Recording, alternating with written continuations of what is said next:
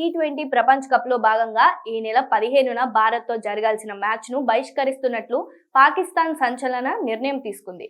టోర్నీకి ముందు ఆస్ట్రేలియా 3 తేడాతో సిరీస్ గెలిచి మంచి ఊపు మీదున్న పాక్ ఈ ప్రకటనతో క్రికెట్ ప్రపంచాన్ని ఆశ్చర్యపరిచింది. ప్రపంచ కప్ నుంచి బంగ్లాదేశ్ను తొలగించడాన్ని నిరసిస్తూ ఆ దేశానికి సంఘీభావంగా ఈ నిర్ణయం తీసుకున్నట్లు పాకిస్తాన్ ప్రధాని షెహబాజ్ షరీఫ్ వెల్లడించారు. ఈ బహిష్కరణ నిర్ణయంతో పాకిస్తాన్ సెమీస్ అవకాశాలు సంక్లిష్టంగా మారాయి. ఇకపై గ్రూప్ దశలో ఒక్క మ్యాచ్ ఓడినా టోర్నీ నుంచి నిష్క్రమించాల్సిన పరిస్థితి ఏర్పడింది. గ్రూప్ లో పాకిస్తాన్ కు అమెరికా, నెదర్లాండ్స్, నమీబియా రూపంలో గట్టి సవాళ్లు ఎదురుకానున్నాయి. 2024 ప్రపంచ కప్ లో అమెరికా చేతిలో పాకిస్తాన్ సూపర్ ఓవర్లో ఓడిపోయిన సంగతి తెలిసిందే.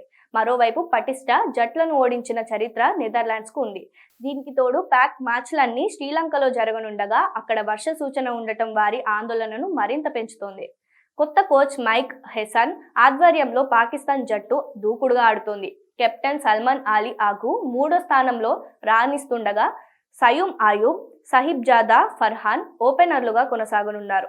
నెమ్మది పిచ్లపై అనుభవం దృష్ట్యా బాబర్ అంజమ్ తిరిగి జట్టులోకి వచ్చారు. శ్రీలంక పిచ్లను దృష్టిలో ఉంచుకొని పాకిస్తాన్ తమ జట్టులో స్పిన్నర్లకు అధిక ప్రాధాన్యత ఇచ్చింది. అయితే భారత్తో మ్యాచ్ బహిష్కరణ నిర్ణయం టోర్నీలో వారి ప్రయాణాన్ని ప్రమాదంలో పడేసింది.